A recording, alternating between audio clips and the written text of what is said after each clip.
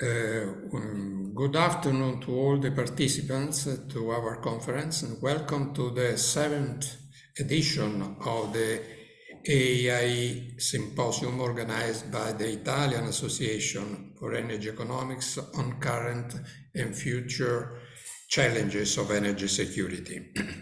Our president, Giorgioli, unfortunately, will not be here with us for the opening. He has got the influenza and it was impossible for him to join us today. He has asked me as AIEE past president and vice presidents to replace him and welcome you to this conference. Our events takes always place in winter, and we, especially in Europe, have to face sometimes also this flu risk. When we started in 2016 with the first edition, we chose this period of the year in the proximity of the winter, because we didn't want to interfere with the AIEE conferences, and at the same time we wanted to fix a period that we could maintain for the following years and make our conference a recurrent event. At that time, our conference was organized as an in-person event, and we also wanted our participants to enjoy the light of the city at the Christmas atmosphere in Milan or in Rome. In the last 3 years, because of the general situation and changes due to the COVID pandemic, we were constrained to abandon the in-presence events and pass to the virtual conferences. This year, although things seem to be slowly returning to normal, we have preferred to remain virtual, considering the still uncertain general situation that was prevailing when we started the organization of our event. Next year, we trust that we'll be able to turn to normality and to organize our conference as a face-to-face or hybrid event. Turning to our main objective, which is to make the AIEE Symposium a fixed appointment at the end of the year, I think that we reached this target for both reasons. That December is a good moment to make the balance and draw a conclusion of all that has happened during the year that is coming to a end, and that the last 4 years, more or less in the same period, there have been the United Nations climate change conferences, COP24, 25, 26, 27, the last one in Sharm el-Sheikh. This proximity of date gives our symposium the opportunity to be one of the first events where it is possible to assess and comment on the results of the United Nations climate change conferences. Moreover, this year, as underlined by the International Energy Agency World Energy Outlook annual report with the 22 scenario, the world is in the midst of its first global energy crisis, a shock of unprecedented breadth and complexity. This dramatic situation will give more issues to analyze and debate during our conference. Our duty as energy economists is not only to evaluate the impact of a global crisis is having on the world economy and on the economy of the countries mainly involved in it, or to discuss the necessary measure to overcome it in a short term, The debate should also focus on the impact that crisis we are crossing will have and the process of transition, and on the decarbonization objectives. And it is mentioned in the subtitle of our symposium.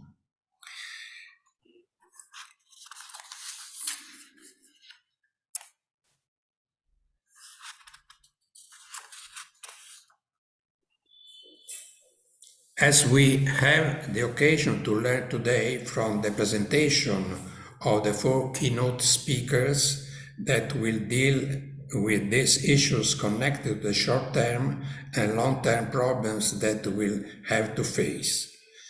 But I can confirm that many plenary or concurrent sessions of our conference will give the opportunity to the speakers and to the other participants to assess and comment on the impact of energy emergency in the long-term and short-term perspective, the conclusion of the United Nations Conference with the reaction from the academic, industry, and institutional worlds. The 2 day and a half of the AIEE conference will be structured in 9 plenary sessions and 16 concurrent sessions with more than 100 speakers coming from 26 countries. The main subjects that have been of interest to our participants from the list we proposed were mainly centered on the aspects of energy security connected with the energy transition, energy efficiency, and the effort to achieve the net zero climate goals, to the smart mobility, the energy markets, carbon pricing, distribution, and storage. We offer a comprehensive program and try to keep the organization of our virtual conference as close as possible to the structure of the previous in-person edition. Before passing the floor to Matteo di Castelnuovo and Carlo Andrea Bollino, as indicated in our program, I would also like to thank all the members of the Scientific and Program Committee for their precious contribution to the evaluation and selection of the abstracts that have been submitted. We had 40 highest level experts, academics and researchers that have helped us and contributed every year to the success of our conference, enabling us to keep a high standard of our event. The scientific committee ensured the quality and scientific integrity of the works proposed for presentation. They reviewed and approved all the abstracts that were inserted in the program and will be also published in the volume of the conference proceeding, and also helped us to identify distinguished keynote speakers for the plenary session and for the opening. I would also like to thank our sponsor for their support and for having made possible the organization and the continuity of this event. Expo, CESI, Edison, ExxonMobil, Esso Italiana, Enel, ERG, Elettricità Futura, Federmanager, and Dolus. At this point, I invite Matteo di Castelnuovo, that in the order of the speakers are invited in our opening to say us something. Matteo. Thank you, Carlo. Thank you, message. And before I start, please, Carlo, allow me to extend my best wishes to our President, Carlo for a speedy recovery.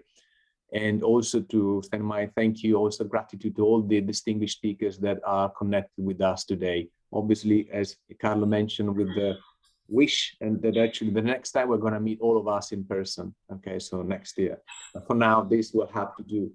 And Carlo, I was thinking by looking at my screen that the title of the symposium is Energy Security. And I remember that in the previous years, I noticed that was always the key word in the title. And I thought we should change it next year. And boy, didn't I change my mind. I think that we should keep the word energy security for quite some time, not for the coming years. I don't know what you think, but clearly that has become a paramount issue, well known to most of us. Now, in my short speech, I don't want to waste too much of your time, take too much of your time.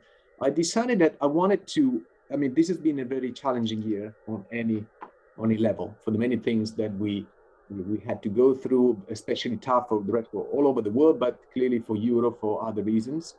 And so I decided to focus on, from my perspective, I'm a professor on energy economics at Bocconi University. My perspective, so the kind of job that I do, so dealing with research, dealing with students and teaching. And I wanted to focus on what I perceive are three positive things out of this messy situation that we are in. Okay, so I see more than a silver lining, no, in the clouds.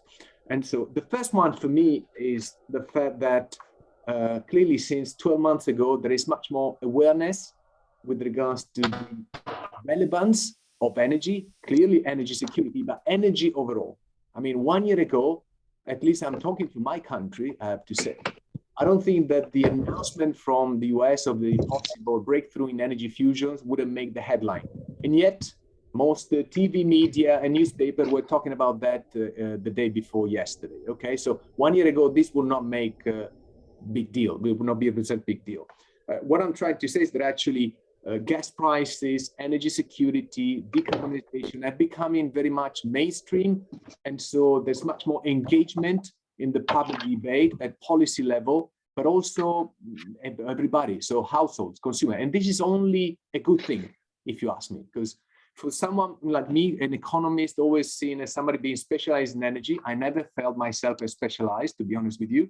But the idea that actually people should engage in something which is the energy business, which is responsible for 75% of greenhouse gases emissions. And it's a multi-trillion-dollar industry. Okay, so clearly not everybody needs to become an energy economist, but everybody somehow needs to engage with it, starting with policymakers. Okay, so the fact that actually, because of the wrong reasons, now energy is become so popular, I think for me is a good thing. And on my level, I have to say, I see also more requests from students. They want to know more about it, they want to do the research, they want to do the thesis. Way too many requests of media interviews on my side, but that's the way it is these days. And in general, much more interest and hopefully increasing amount of funding for research into energy economics. Strangely enough, I was reading 2 days ago an article in Financial Times whose title is Energy Transition and Crisis Drive Growth in Specialist Courses. And basically, this article 2 days ago is saying that actually business schools, so pay attention, not universities, but business schools, so very much close to corporations in general, across Europe are creating programs in energy to educate the next generations of managers who will lead the green transition.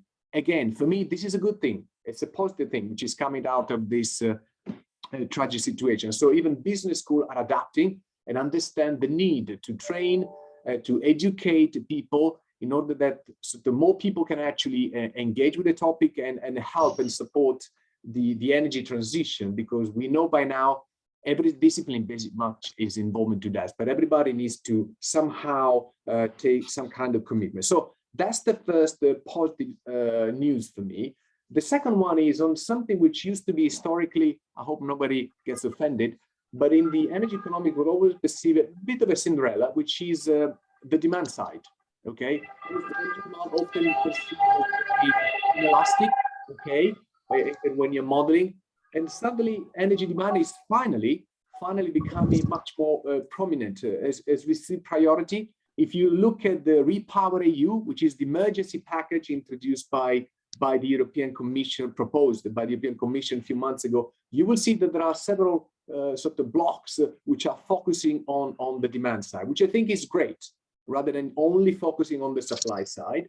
And also the preliminary data I've seen with regards specifically to gas consumption shows that, for instance, in Germany, there's been a reduction, significant, I think almost to 20% of gas consumption in Germany, which is one of the most affected countries in it, together with Italy with regards to the gas crisis. 20% reduction in gas consumption, but without the weather effect.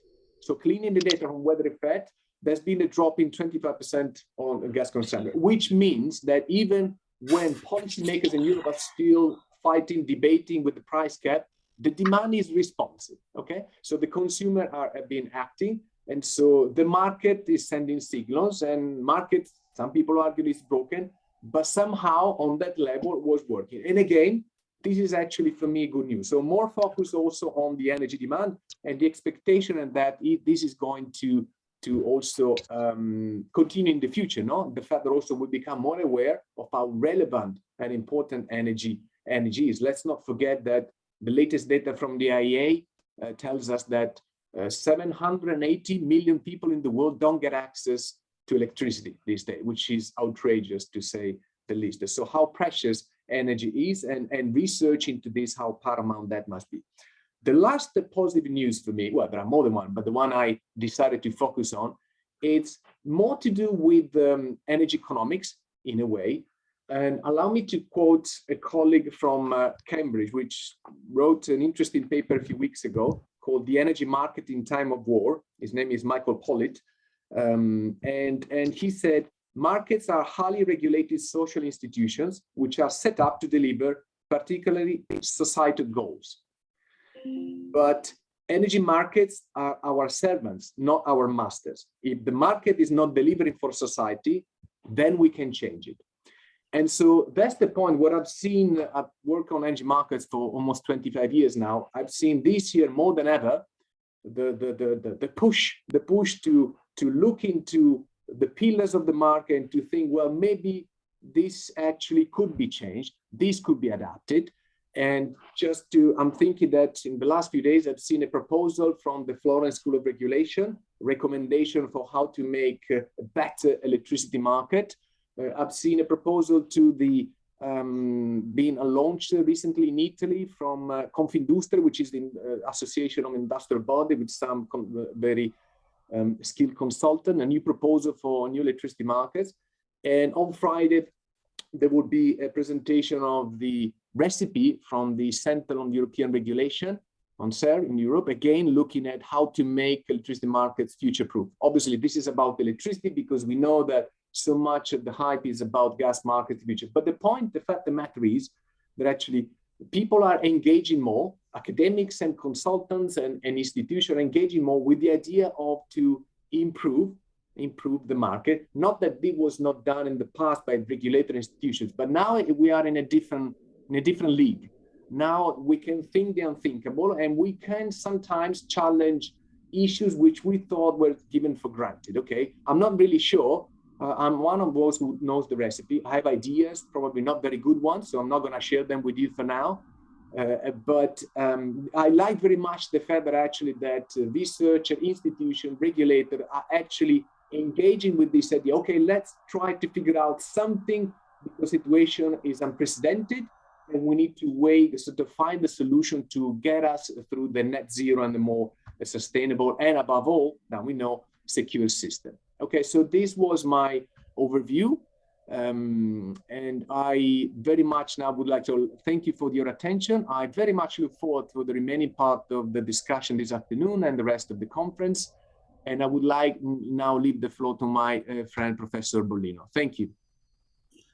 Thank you, Matteo, for your overview. That was very clear and also has covered many aspects, the most important aspect of the present situation.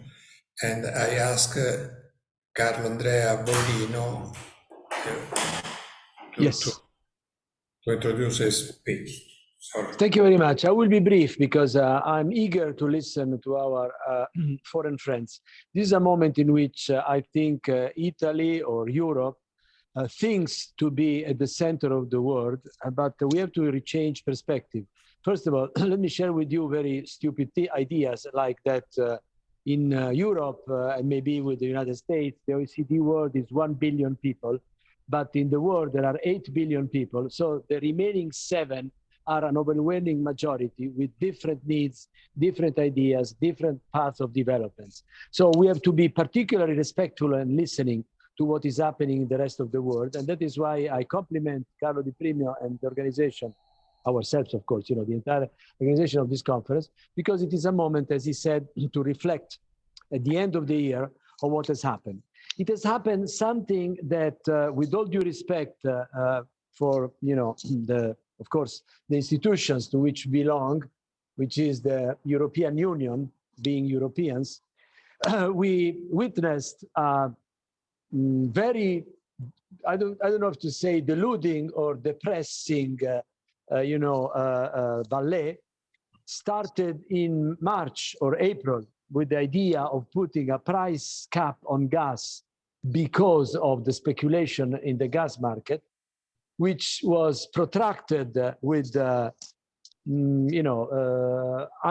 understandable, that is not understandable delays and the compromise and the new ideas and bad ideas until now, when Europe was surpassed by the G7, so another international organization, which got the nice idea to put a price cap on oil. Okay, and I say nice with some ironic view. Okay, so we are in a moment in which the regulators, that is the policy action, I should say, the policy actions, not the regulators, but the policy actions are certainly lacking strength, momentum, and ideas to guide something in the energy market, which should be interesting.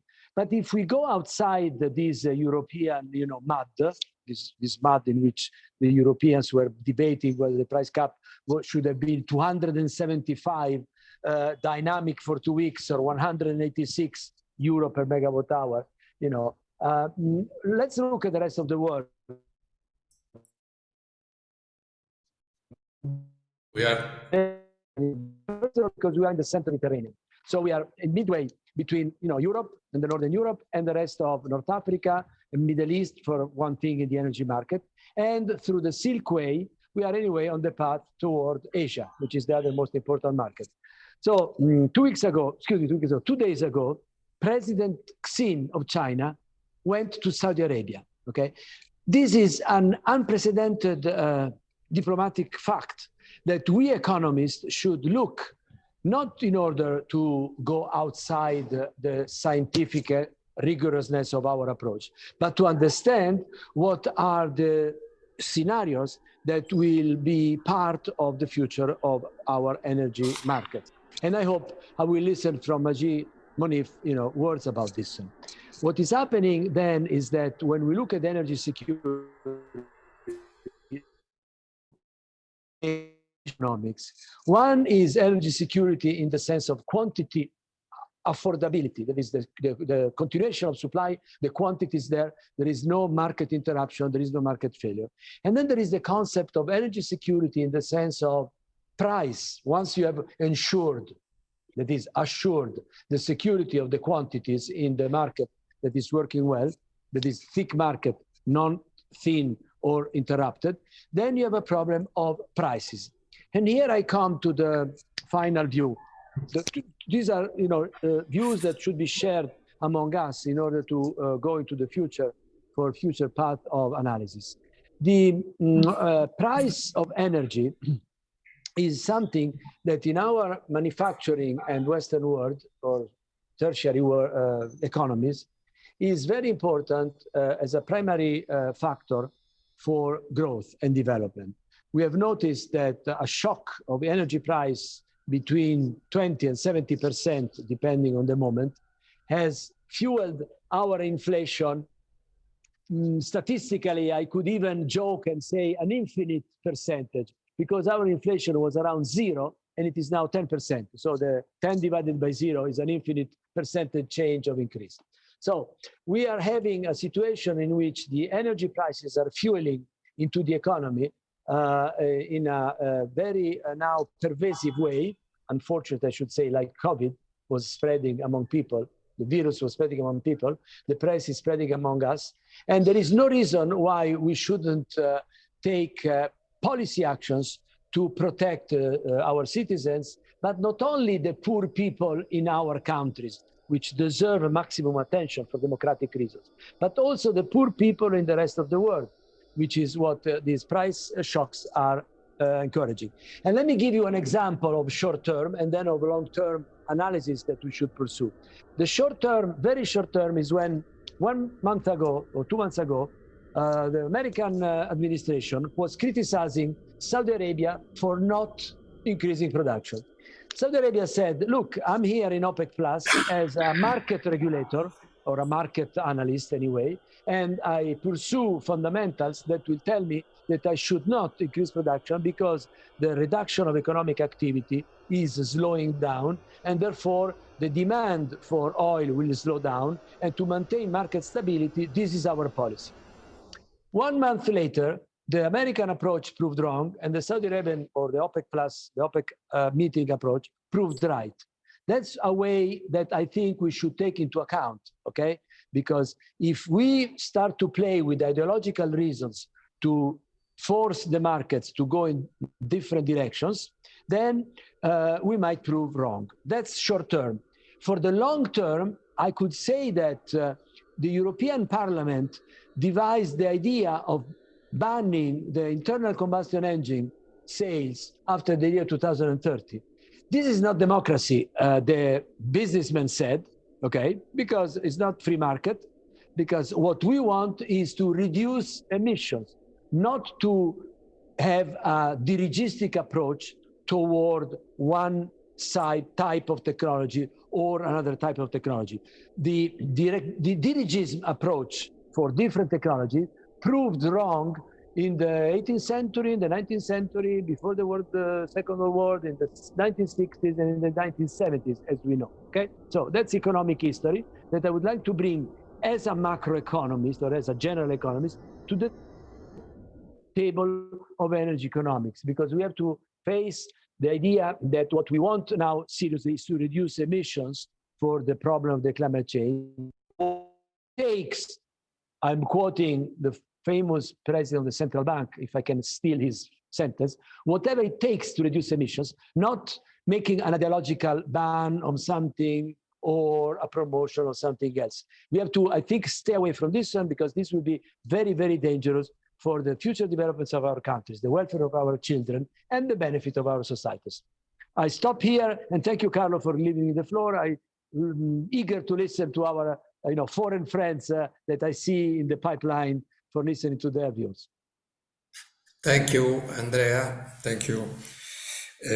Now we pass to the keynote speaker presentations, but the two short introduction that Matteo and Carlo, Andrea, Bollino gave us are already a very good introduction to discussion, to the debate that will develop in the next day, and I thank you, Matteo and Carlo. Passing to the keynote speaker, in the program, the first keynote speaker is Dr. Majid Al-Moneef. Before to give him the floor, I want to remember to the participants that are connected that they can use, if they have questions, they can use the question and answer in order to ask in a written way if I have some questions. Dr. Majid Al-Moneef, we start with you. Dr. Majid Al-Moneef is chairman of the International Advisory Committee of King Abdullah Petroleum Studies and Research Center, KAPSARC, but is also Secretary General of the Supreme Committee on hydrocarbon affairs of the Kingdom of Saudi Arabia. Then from his point of view, from his position, he can give us a very wide perspective of the issue we have today to face. The title of Dr. Majid presentation is Perspectives of the Impact of Energy Transition on the Oil and Gas Producing States. Please. Thank you. Good afternoon to you all. First, thank you for the invitation to participate in this conference. You have accepted our invitation. Can you hear me? I congratulate the organizers of this energy symposium on energy security for the RICH program. I would have liked to be with you in person for the whole event, but unfortunately I could not due to other commitments. I noticed from your program that you are also covering more or less similar issues we are trying to cover in the program of the International Association, the 44th International Association for Energy Economics Conference in Riyadh next February.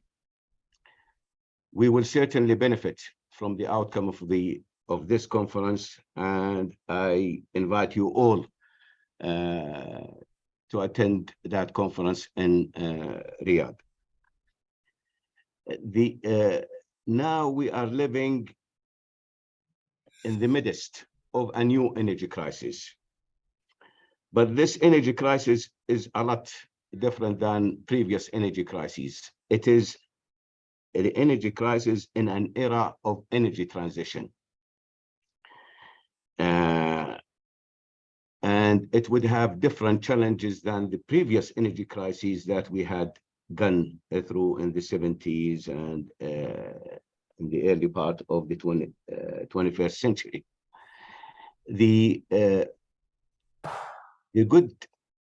This energy crisis has brought back the issue of energy security. And it had dominated not only geopolitics, but also macroeconomics, climate change, and the working of markets. This energy security is forcing many governments to reassess their strategies and prioritizing the energy security in the in their energy framework and in their macroeconomic policies. I would like to touch upon 5 major challenges that face the new energy transition. First is the energy security and investment. Although the current energy crisis is impacting Europe more than any other region, its impact is having a ripple effect to all regions and sectors. New issues have emerged, such as the means of payments of energy resources, like whether it should continue to be in dollars or in renminbi or ruble and so on. Means of transport, as exemplified in the most recent price cap on Russian exports across. The very delivery of energy resources. Also, this energy crisis has brought to the fore the reliability of the cross-country's oil and gas pipelines and other infrastructure. This is added to the traditional issue of the safety of oil and gas transport routes and the water choke points of energy transport. Previously, the energy security meant the security of the Strait of Hormuz, of the Bab el-Mandeb, of the China Sea, and so on. Now it is more about the adequacy of the infrastructure, ports, pipeline in Europe, and so on. So those are the new elements that are added to the energy security element of in that new energy transition framework. The second issue or challenge of energy transition is the lack of consensus on the timing of the transition, whether it's fast or slow, smooth or bumpy, and the potential economic disruptions that might happen, which is happening right now, or whether it should be more of energy additions rather than energy transitions. It has been the case actually for all energy transitions since the age of coal in the 19th century. It has been actually more of energy additions than transitions. The third challenge is Bollino and the previous speakers had alluded to, is the sharpening divide between advanced and developing countries on priorities in the energy transition. Now, most regions are now forecasted to either go into recession or slower growth, accompanied by soaring inflation, especially energy and food costs. The divide was extended over climate and transition policies, their impact on development, and who is responsible for cumulative and new emissions, and who pays. This was further highlighted in COP27 in Sharm el-Sheikh in Egypt.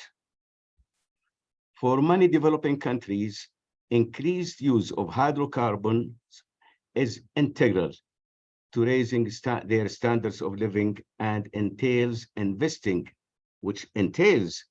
in oil and gas, as well as renewables and energy efficiency.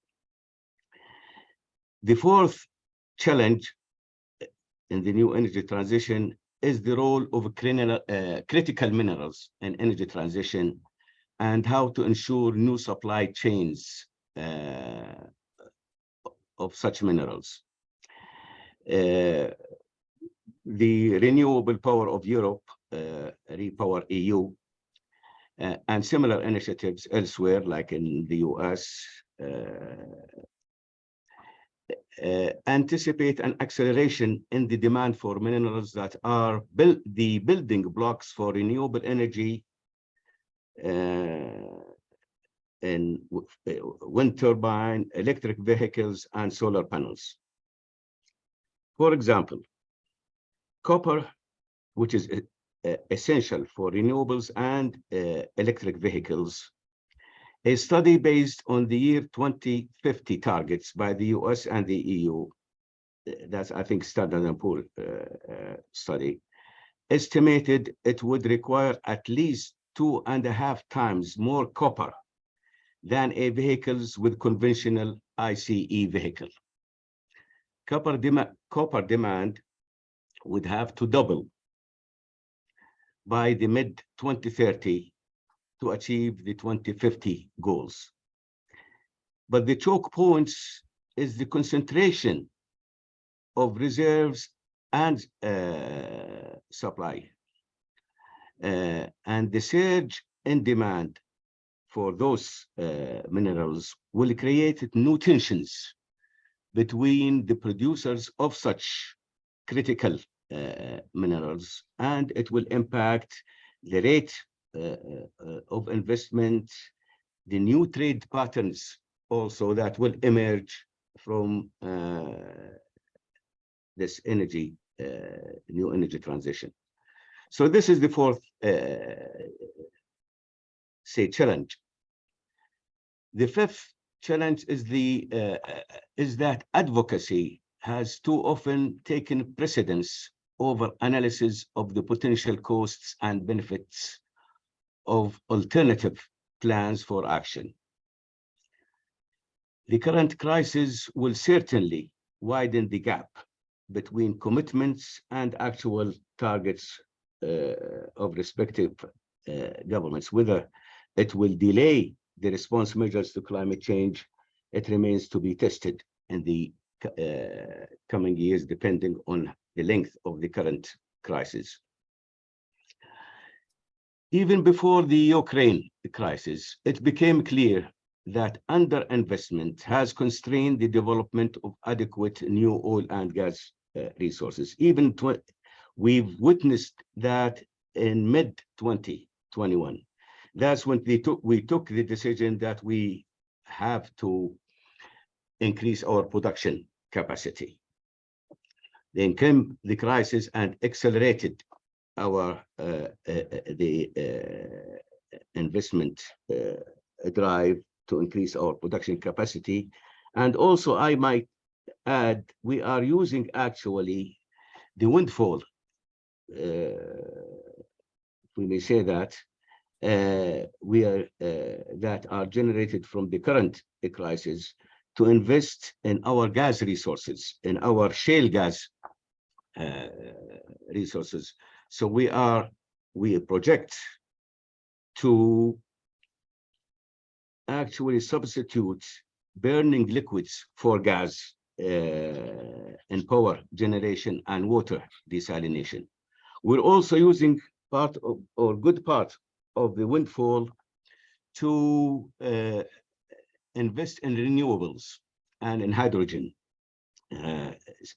green and blue hydrogen. We have noticed that there is the underinvestment is actually part of the problem of we're facing now, the energy crisis of today. If there is an oil and gas crisis, partly it is because of this underinvestment, which was before, even before the Ukraine crisis, was due to different factors, such as government policies and regulations, whether in the environmental, social, and fields.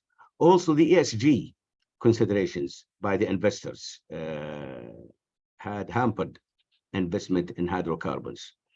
The poor returns due to low oil prices and gas prices from the year 2014 into the year 2021, and the uncertainty about future demand, they all contributed to this investment. That's why the lack of underinvestments by the international oil companies has been taken up by the national oil companies, especially of the region. Also, the optimism of the post-COVID-19 and the COP26 in Glasgow has been complicated by the stability and the reliability of energy supplies that were the conclusion, or that had happened after the invasion.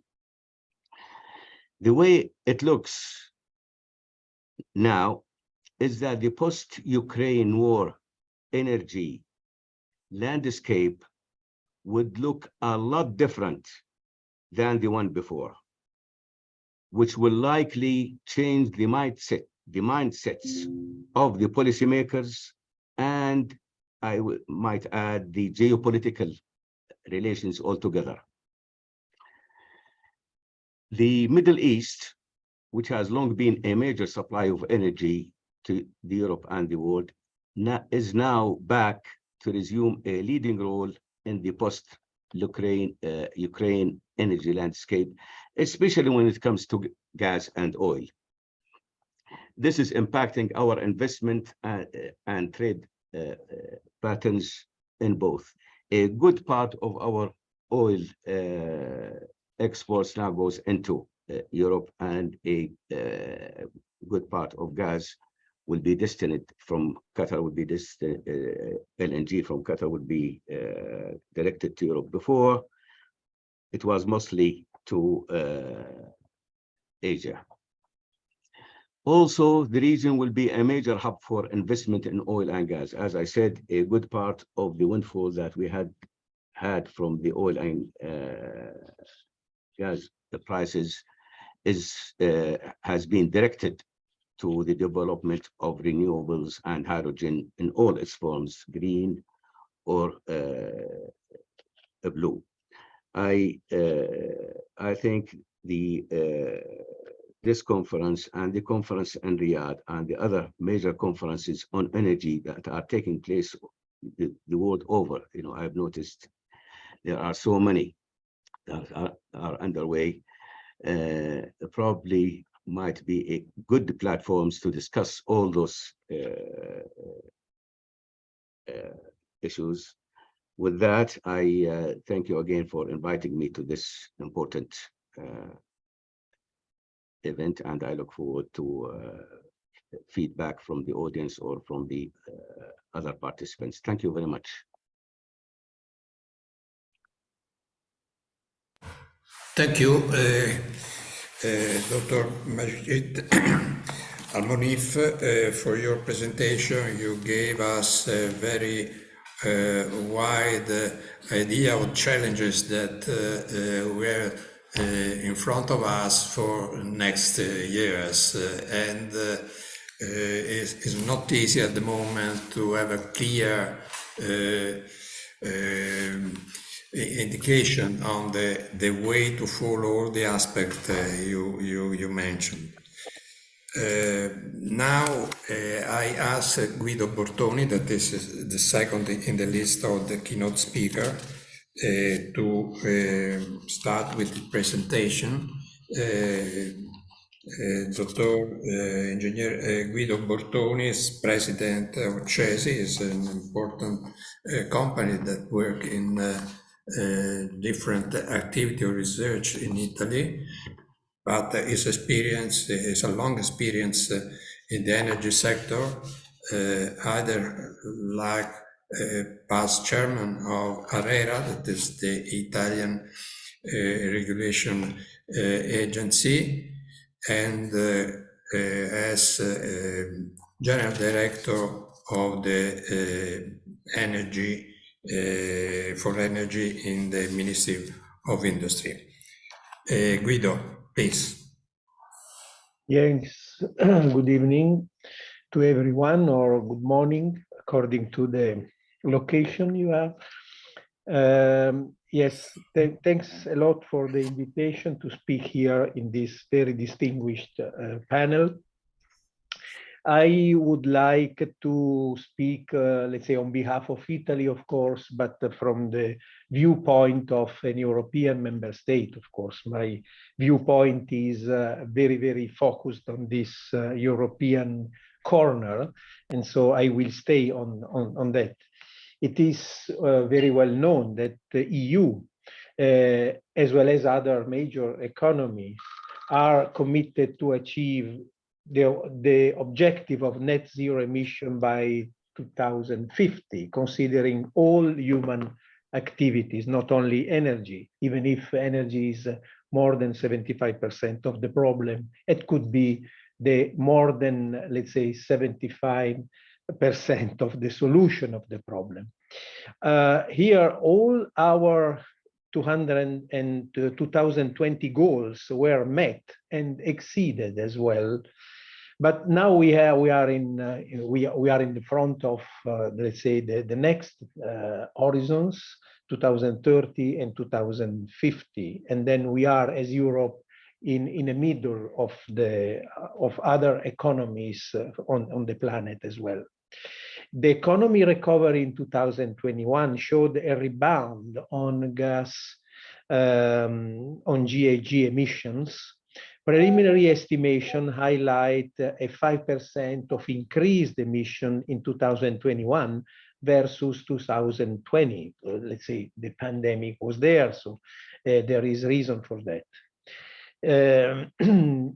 However, the estimated emissions in 2021 remain 8 percentage points below the 2020 targets. This is good news, I think. but not for all sectors.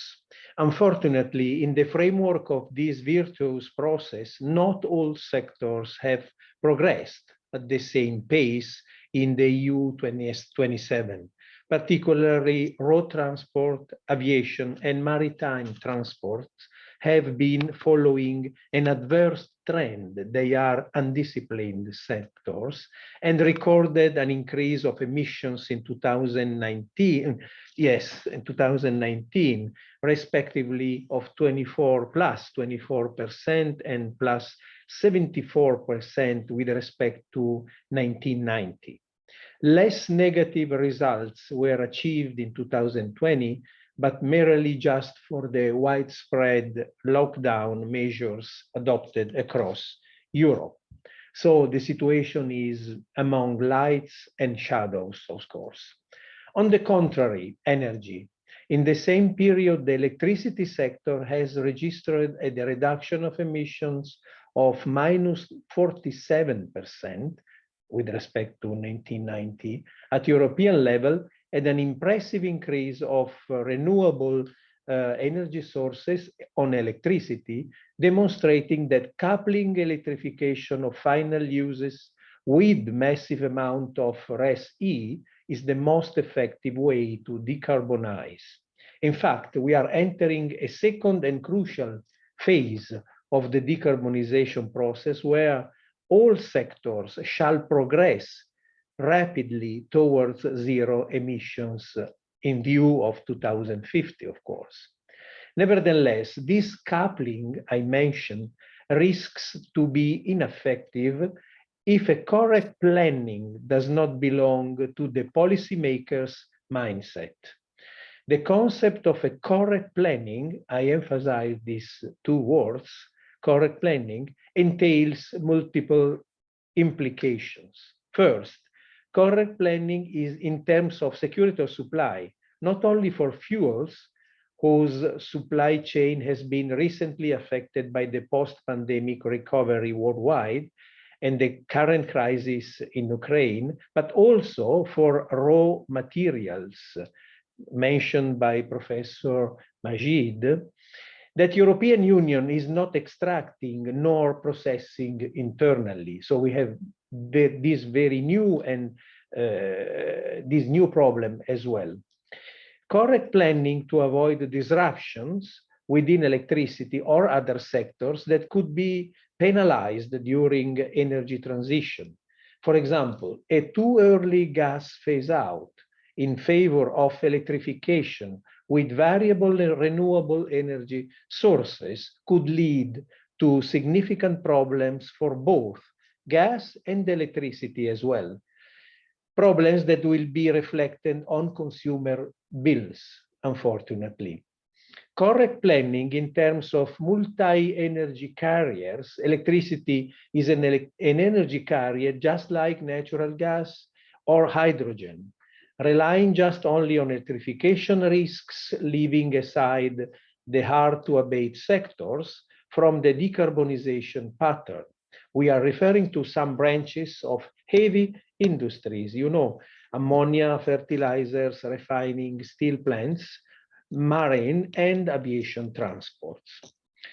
The post-pandemic crisis of the commodity supply chains and the conflict in Ukraine have clearly shown the EU vulnerability of security of supply rising from too heavy reliance on imported primary resources. Unfortunately, we are so much dependent, over 90% from the primary energy imports. Surely an acceleration of variable renewable sources, power plants installation across Europe is beneficial to enhance our security of supply. For example, wind and solar resources shall not be imported, of course. They will be beneficial for the climate as well, and beneficial for the final consumer's wallet, since the LCOE of photovoltaic and wind, I mean utility scale, renewable, is now competitive with electricity generated from fossil resources. Indeed, renewable are the energies that cost less today. This year, renewable producers have stipulated with our GSE, a company owned by the Ministry of Economy and Finance here in Italy, have stipulated fixed price contract for 20 years at 65 euros per megawatt hour. I mean, renewable sources, more than 3 times less the average national price in October 2022, and 8 times less the average national monthly prices recorded last August, or above 500 euros per megawatt hour. Even if this comparison, I know better, could not have any sense because you are comparing long-term price with the short-term one. All that said, we cannot dream to rely only on variable renewable sources in the next decade. We cannot deny that to progress with the decarbonization of the other sectors, notably residential, commerce, and road transport, one of the solutions is a deeper electrification, as I mentioned. But also in the hard-to-abate sectors and heavy transports, where hydrogen will play a key role in the future as a carbon-free or near carbon-free energy carrier, hydrogen itself shall be produced through electrolyzers. But there is a but.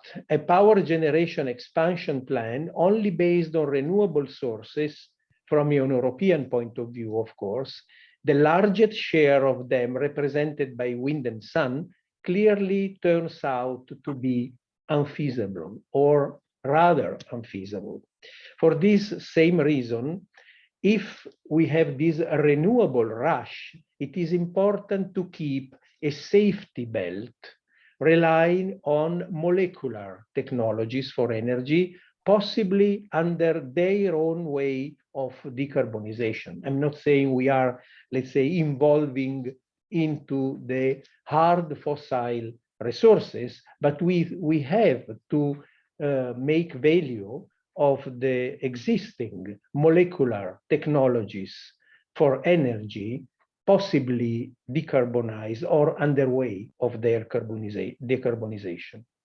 In this stage of decarbonization pattern, we shall refer to a phase down rather than a phase out of the molecular technologies for energy, if we want to have this safety belt for our energy transition, to ensure also security of supply.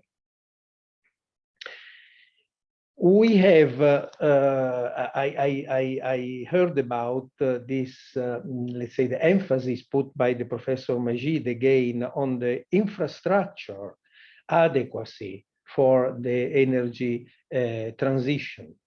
And then if we would like to have this massive amount of variable renewable sources coupled with the electrification in final uses, we have to provide a lot of infrastructure in our, for example, electricity market.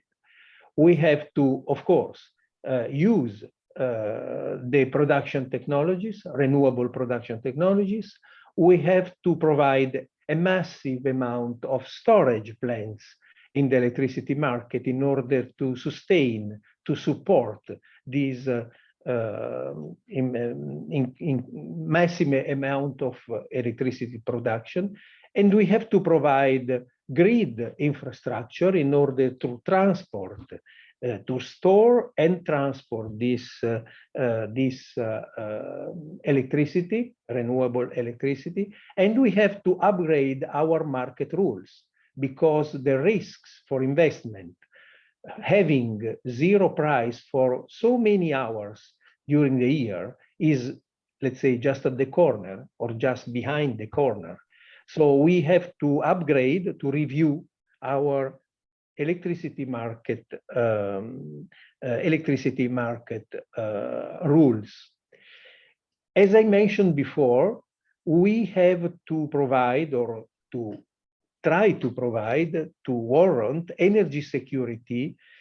while fulfilling at the same time the decarbonization by using also, as I said, along with the variable renewable power resources, we have to use in a massive way also the molecular technologies.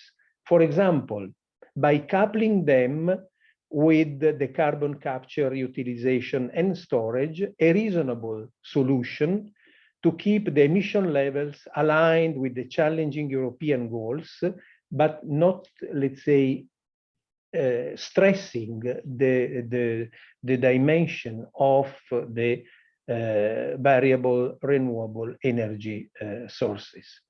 Some observers could argue that the blue technologies, let's say the molecular technologies coupled with the CCUS, the blue technologies relying on natural gas will produce a lock-in effect.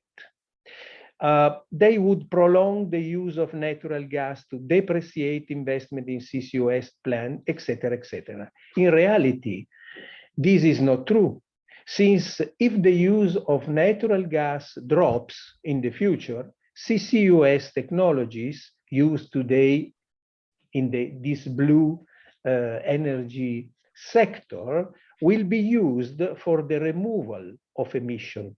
Today, we are not, let's say, addressing the removal of carbon emission from the atmosphere, but we are just looking at mitigation of yearly emission flows by using this kind of, for example, this kind of blue energy dimension. But in the future, the same technology or the modern one, the improved one, could be used for removal. So you are not wasting the money investing in this technology today.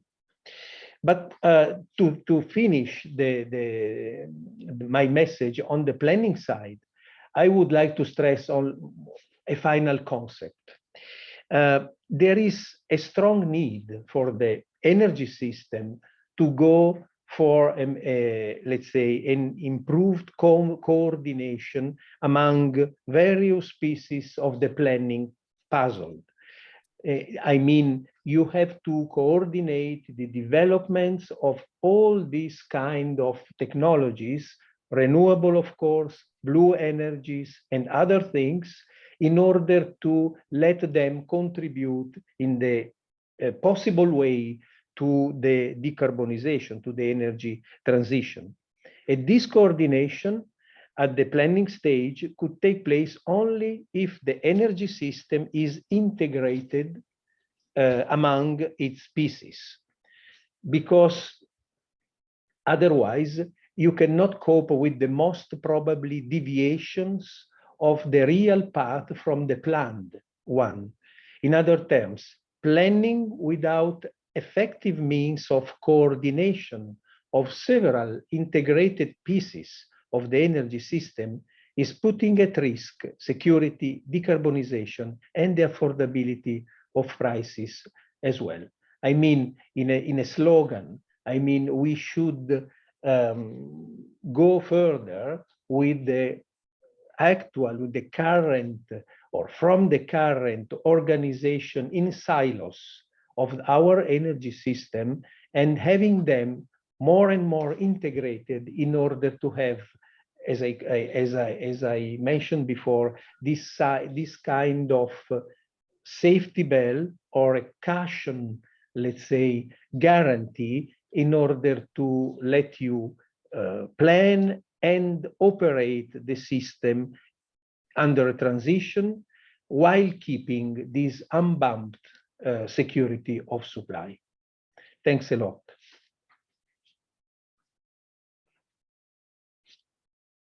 Thank you, Guido. You focus mainly the technological aspect of the transition and the target of decarbonization that I think are not always well analyzed and considered. At least in Europe, sometimes we have the feeling that they make already a choice, but as you mentioned, there are many alternatives that we must evaluate, assess before to take the real decision on the right way. Thank you, Guido. Well, the next keynote speaker is Fereidoon Sioshansi, President of Menlo Energy Economics. Fereidoon is an old friend, if I can use this word, of AIEE, that is of the Italian Association of Energy Economics, because he always, at least since I follow the association, remember that you always attend our conferences when we make our conference in presence, and I hope that you continue to follow us also in the next year. I think, Fereidoon, that your experience comes mainly from electric sector. Looking at your CV, I see that your experience is started from an important electric company in USA. Then your attention, I think, is focused perhaps on the renewable energy now, because electricity is one of the sector where renewable energy can be easily introduced.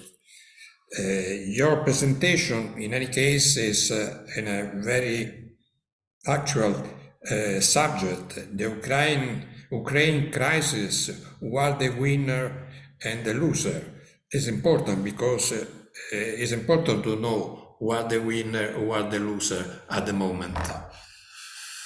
Please. Okay, well, thank you very much. It's early in the morning here in California, but I know that it's late afternoon or evening for some of you listening in. So it's always a pleasure to participate. I hope that next year we can do it in person. I much prefer that to see people eye to eye, and the social connection is very important. Let me also say I really enjoyed the presentation by Dr. Moneef and also Guido. I do not disagree, and I think maybe the Q&A, if there's a time, maybe I can comment a little bit on what I heard, particularly on the two prior speakers, as well as what Carlo Andrea Bollino said. But I don't want to deviate from my assigned role, but I really enjoyed listening to the points that people have made. I guess a quick observation, however, is, maybe it's just because I'm in California, it's a blue state, and we do crazy things and so forth and so on. And we make a lot of mistakes because California tends to be a leader and sometimes takes steps ahead of other states in the US, and many times they end up in failures. Currently, the state of California is also pushing on many of these topics that people have talked about. We are phasing out internal combustion engines, which Professor Bollino didn't like, apparently, and we're pushing for carbon neutrality in our economy by 2045, as some other countries are also trying. Now, whether we can do that and do it in an affordable way and things like that remains to be seen. But I think Matteo also pointed out that we live in exciting times. In just a few miles from where I live, in Lawrence Livermore Laboratory, they had this fusion breakthrough. I keep telling my neighbors who ask me, when are we going to get carbon-free fusion? And I say, well, I don't think I'm going to be around when that happens. It's not going to happen overnight.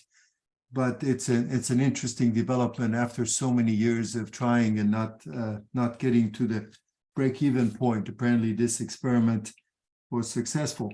Anyway, with that in mind, let me get back to the main points that I was asked to comment about, and that is what's happening with Ukraine, who are the winners and losers, and I think I have a few slides.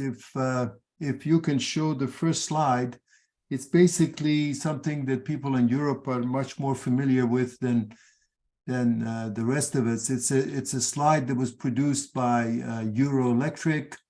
It shows the wholesale prices, and just in the first few months of 2022.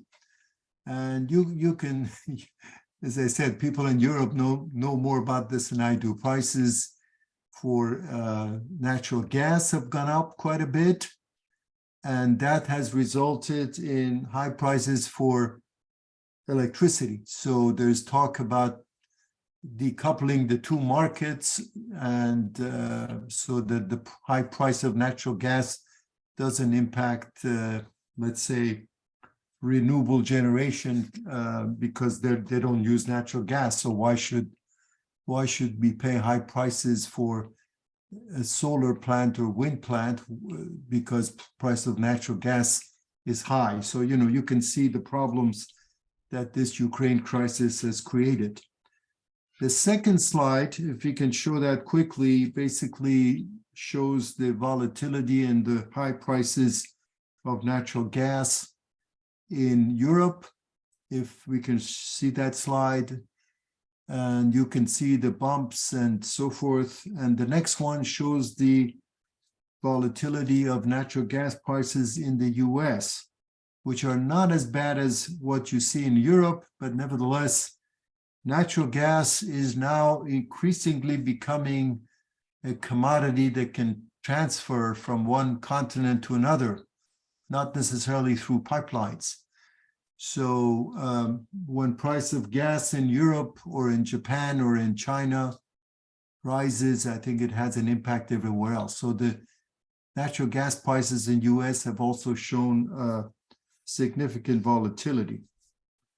So the question now is, in this context, who are the winners and losers? And I think given the amount of time that I have, I'm not going to get into a lot of detail, but I think it's fair to say that the US has fared better than Europe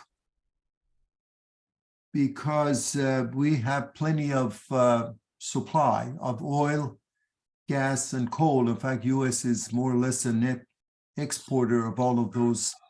And so US, early in the crisis in Ukraine, decided that it was not going to buy any fossil fuels from Russia, and it was no big deal. Europeans couldn't do it as easily, obviously, but US could do it. However, having said this, it doesn't mean that the US has been immune to the rising cost of, fossil fuels. Price of gas has been high. And so when US consumers go to the gas pump and see the high prices, they complain as much as consumers in Europe and elsewhere do. And so there's been a lot of pressure on the White House and the administration to do something about that. And then, as you can imagine, when price of oil goes up, inflation goes up, you try to bring down inflation, the interest rates go up, stock market gets affected. So, even though US has plenty of fossil fuels, is not immune to fluctuations in fossil fuel prices.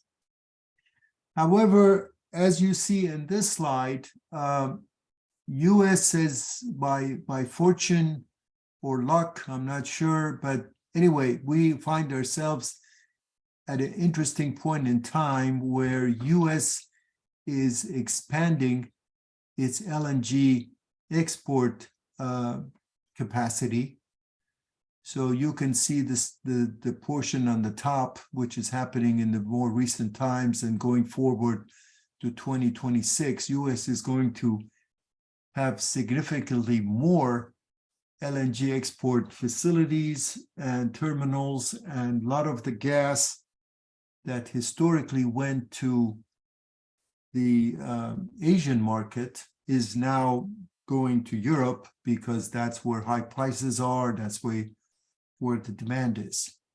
And if you see the next slide, if you can move to the next slide, you can also see that some of the expansions in the export facilities, I think it shows more or less the same picture, that US is basically filling up a lot of the gas storage in Europe, which is currently quite full from what I understand. I'm not sure why we're not seeing the next slide. Could you go to the next slide, please? Anyway, while we're waiting for that slide, let me move on to say that the net result is that this year, 2022, US became the largest exporter of LNG. So it's ahead of Qatar and Australia, and will continue to sort of dominate the LNG export market. So what this, of course, is one you can say maybe US is a winner. I'm not so sure this is necessarily a good or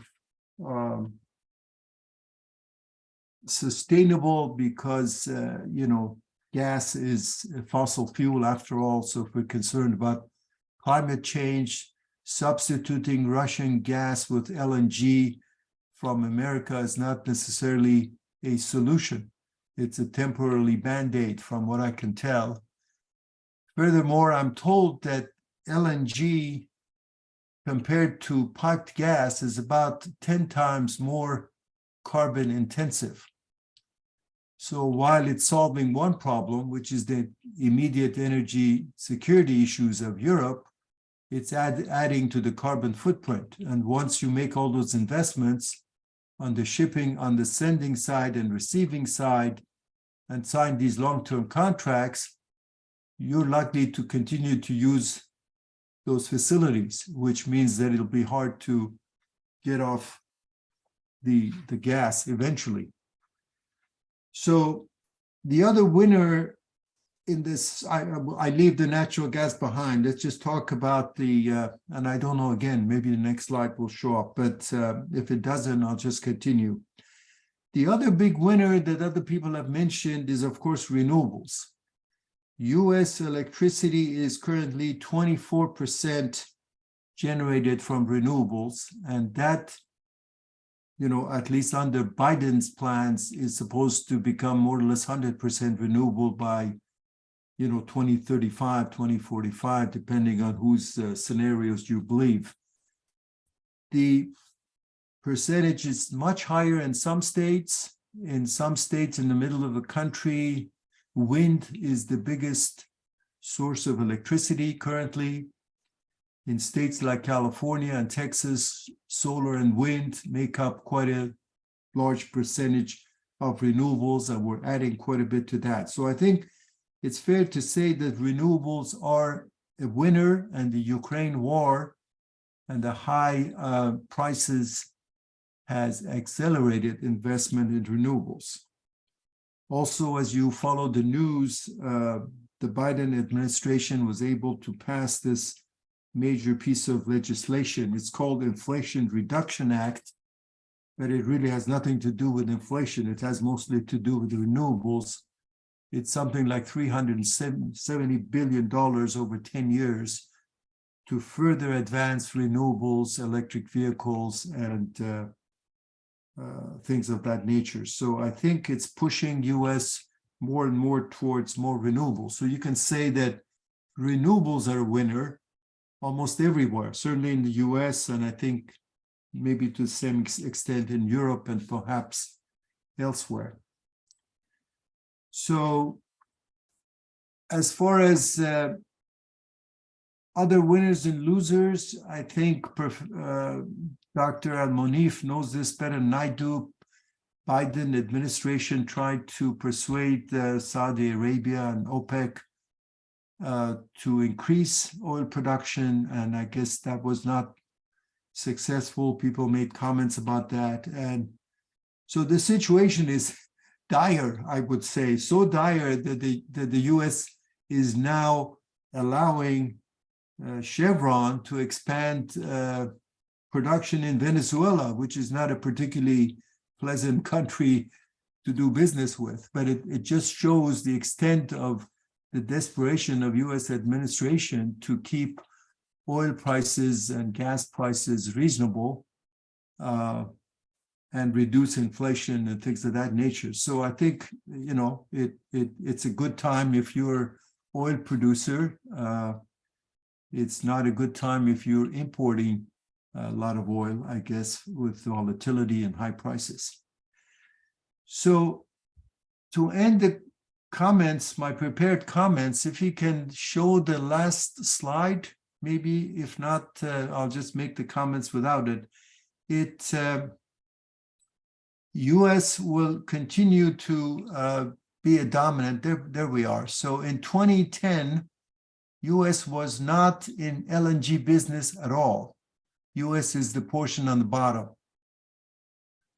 So 2020, US is a major player, along with Australia and Qatar, which are the other two big players, and the rest of the world. By 2030, everybody would expand capacity. US will be bigger. Australia and Qatar together will be bigger than US. So, you know, you can say whether that's a winning or losing in the game, but certainly US was not at all, you know, business in this business, and now it's a player and will continue to be a player. I have mixed feelings about that, as I mentioned, but be it as it may. I think that's the last slide. So my comment is, if you were to ask me, is you know, how is the US a winner as a result of the war in Ukraine? And I think the answer would be to say hardly, because of all the reasons I mentioned. It is clear that US is not suffering from a supply security point of view, because we have plenty of domestic supply, but then nevertheless, US is affected by inflation, by high oil prices at the pump and things like that. So where do we go from here? I'm not 100% clear, but before I close, I think the problem with that, as economists and policymakers and advisors and I guess academics, we have to make is, and this goes back to many of the comments that Dr. Al-Moneef made. I particularly liked his comments on the issue of critical minerals, the issue of advocacy versus analysis, Professor Bollino's comments about whether governments have a role to ban certain fuels or certain types of cars or mandate subsidy for certain things versus another thing. You know, is that interference in the market? I think the answer that, as I see it, the issue is, how serious do we think this climate crisis is? You know, the Ukraine crisis is bad, but it's not hopefully going to last forever. The climate crisis, I think, is going to be around. And from what I hear from the scientists, it's getting worse. And it's not going to go away. And so do we believe in it? Is it as serious as the scientists say it is? And if so, do we need to take even more drastic measures than what we have done in the past or up to now? So with that, I thank you very much again for the opportunity to speak, and I look forward to discussions, questions, and debate. Thank you very much, and back to you, Carlo. Thank you, Fereidoon.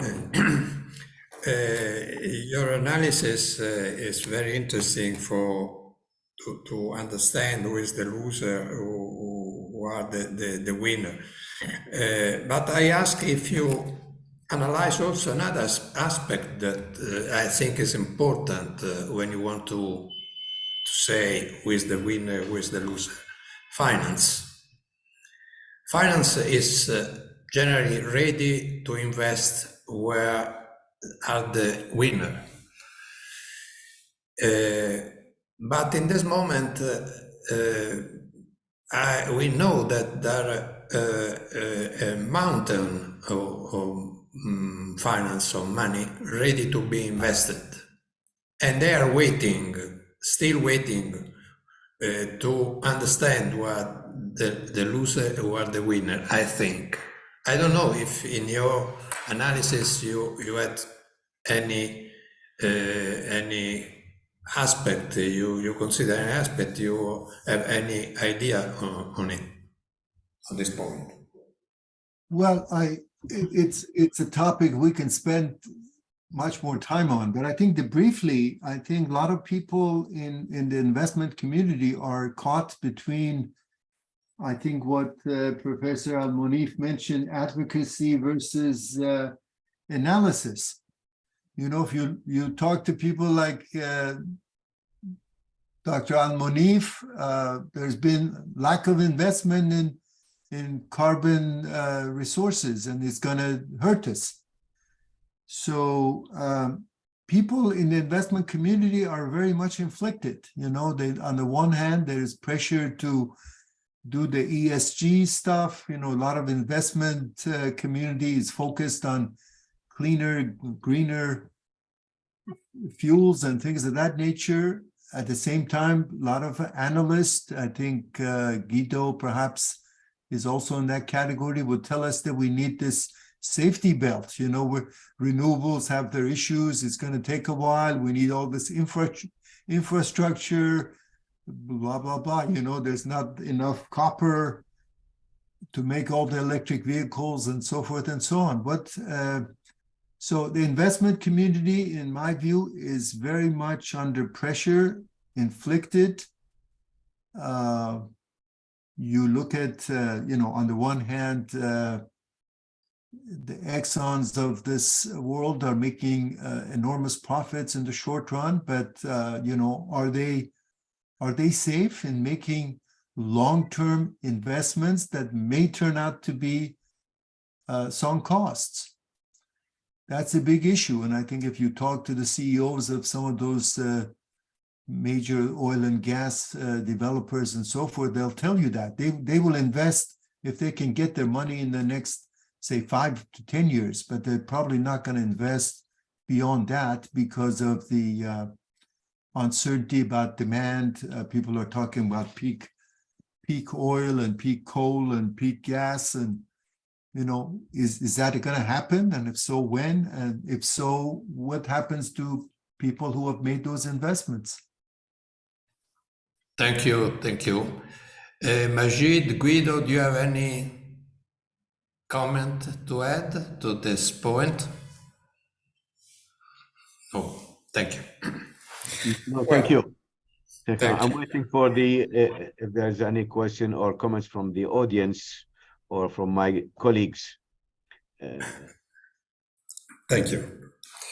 Well, now we are the fourth key speaker, the last key speaker, Professor Lu-Tao Zhao, professor in School of Management and Economics and Deputy Director of the Center for Energy and Environmental Policy Research in Beijing Institute of Technology. Thank you to be here with us, Professor Lu-Tao Zhao.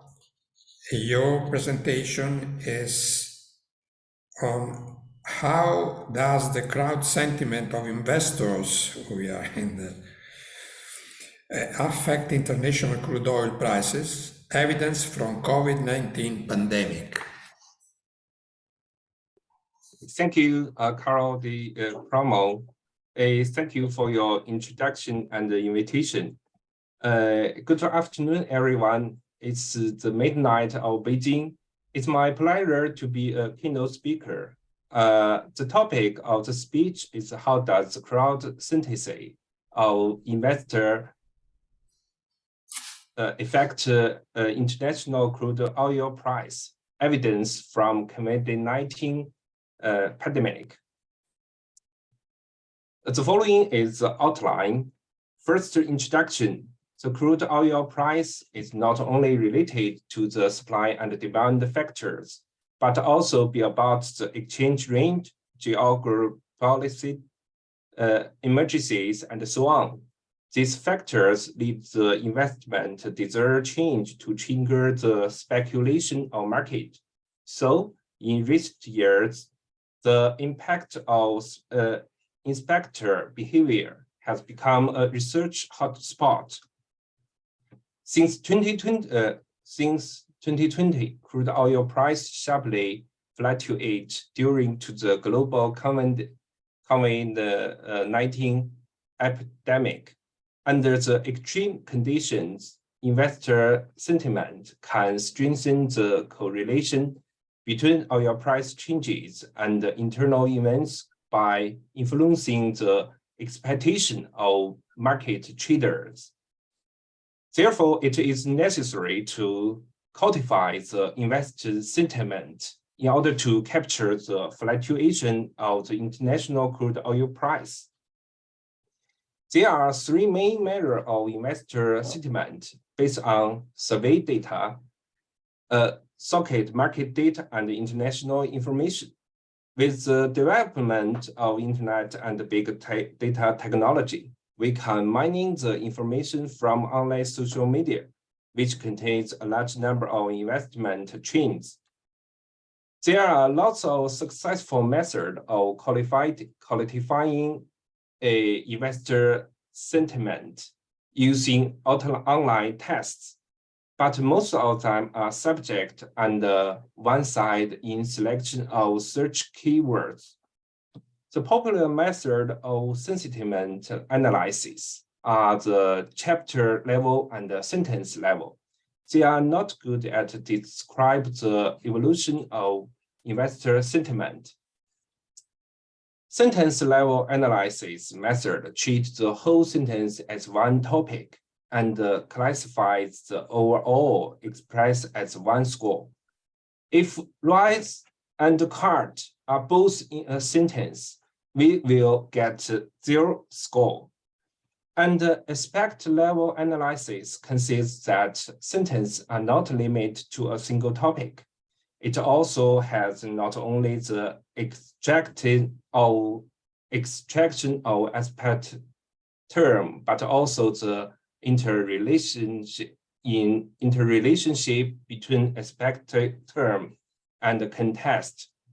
As this sentence, we will get 2 scores of different aspects. Many previous studies have successfully confirmed the impact of investor sentiment on crude oil price, but the changes of investor sentiment under the extreme events have not been considered. So we did 2 primary jobs.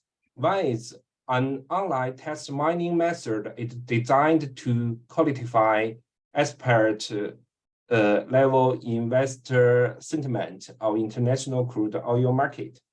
The other is using the event study and the rolling window SVR method. We explore the mechanism and the time varying effect before and after the COVID-19 breakout. Let's reduce the methodology.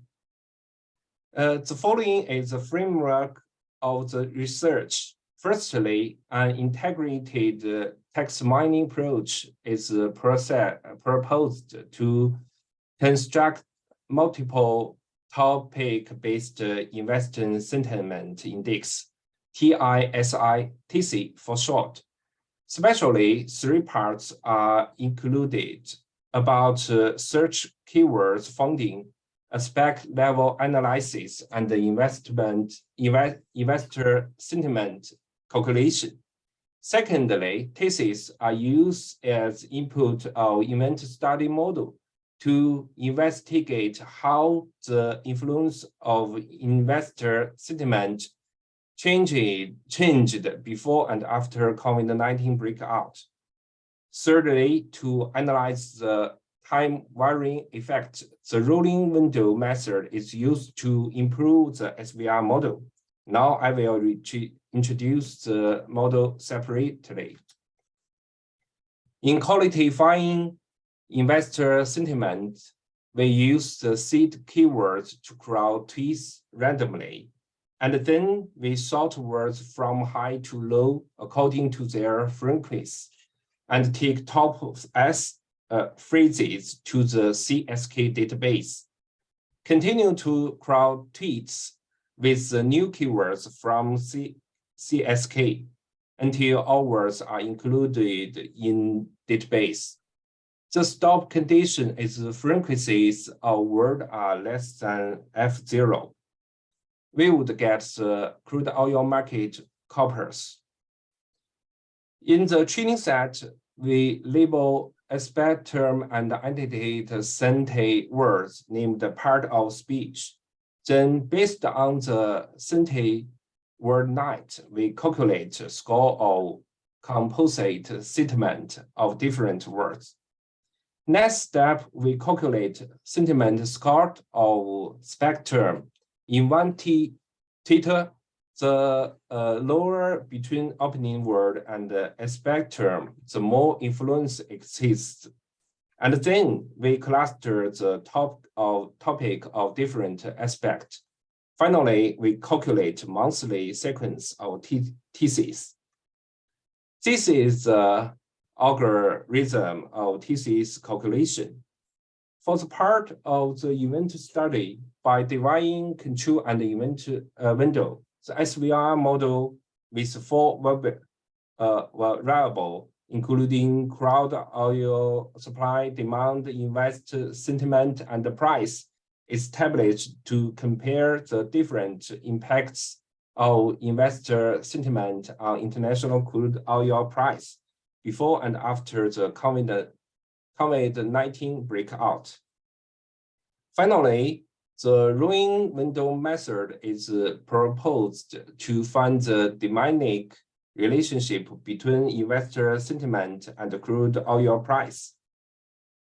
Part 3, empirical analysis. 3 datasets are used in part 3. Firstly, based on the creation of CSK, we get the crop with 2 million Twitter highly related to the crude oil market. Secondly, we also collect crude oil price, global oil supply and demand from January 2012 to May 2022, which are monthly data. Thirdly, to verify the effect of thesis, 9 indexes from previous studies are used to compare. Then we use algorithm of thesis calculation to get 6 prosperity index, including oil price, supply, demand, inventory, gold price, and the US dollar index. Next step, we analyze how does thesis affect crude oil price using the whole sample. The figure showed the impulse response result of oil price to one standard deviation of 6 theses. It can be found that oil price shows the largest response to OPPI. A significant positive response value was 3.7% in the first month, and a peak response value reached 8.9% in the third month. Then the response began to decline. In addition, the significant positive effort lasted 18 months after the shock. The impact of price topic investor sentiment on crude oil price is greater, effective, high timely, and long-term correlated. And the thesis about fundamental factors have a strong impact on oil price than the other factors, such as golden price and the US dollar index. Compared with supply and demand factors, OPPI can explain the longer term of oil price fluctuation and has a stronger effect than supply and demand factors. Compared with other index of investor sentiment, expect BW, the significant impact of other 8 indicators lasted for 2.5 months on average. They cannot explain the long-term reason of oil price changes. However, the peak response of oil price to BW shocks is only -2.8%. It was weakly effective to describe the oil price changes. In summary, the OPPI constructed in this research can explain the long-term oil price fluctuation. It has more effective than other index. It also can reflect the excellent performance of investor sentiment. Then we use the event study method to analyze how does the COVID-19 affect OPPI's performance. The impulse response results before and after COVID-19 breakout are shown in the figures. The comparison of the blue and the green lines shows the peak response of all factors are enhanced. It can be found that supply jumped to be a primary factor of the oil price during the COVID-19. OPPI ranked the second. The result of Orion's decomposition shows that the contribution of OPPI has decreased by nearly 50%, while the supply factor has jumped sharply, and the demand has not changed much.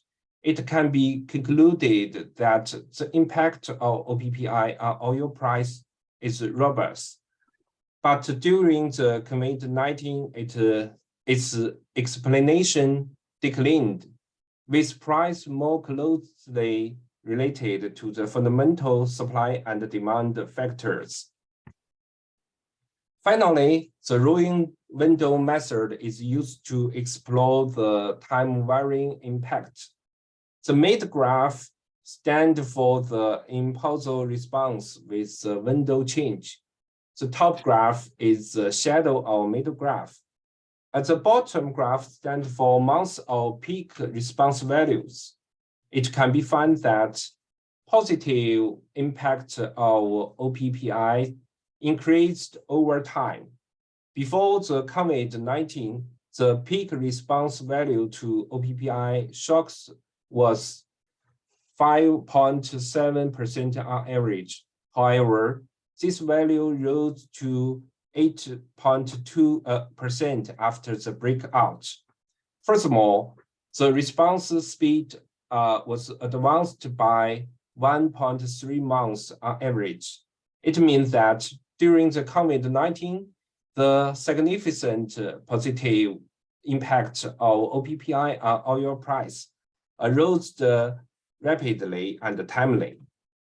For the demand and supply analysis, the positive influence of demand on oil price jumped from January to April 2020 and then turned to a low level. After April 2020, the negative impact of supply grew steadily. The result of various decomposition showed that OPPI's explanation of oil price fluctuation is reduced due to the epidemic. The impact speed has improved significantly with a reduction of 5.1 months on average. It also can be found that the investor behavior. played an important role during the period of oil price fluctuations. The variance decomposition results of supply and demand factors are similar to those in Poisson response. During the COVID-19, supply factors has highest effective to oil price fluctuations. So we get the following conclusion. The oil price prosperity index constructed by the integrated tax mining approach has a strong, significant, and lasting impact on oil price. During the COVID-19, the significant positive impact of OPPI on oil price emerged rapidly with enhancing timeliness and short-term effort, but the long-term relationship became weak. As the investor sentiment are so important, the changes of them would be guided reasonably. That's all. Thank you for your listening. Thank you, Professor Lu-Tao Zhao, for your interesting presentation. I want to ask you, if you analyze only the crude oil case and the VTI market, or also other commodity markets or other crude oil market. And if you think that looking at other commodities or at other crude oil market, the results are the same or could be different? Thank you for your question. When we do this work, we crowd Twitter about crude oil. If we do some other comments, we should crowd the Twitter of these goods, such like natural gas and others. Obviously, the energy has the same direction when the fluctuation has happened. That's all. Thank you. Thank you. Thank you. There are any questions? Other comments? No?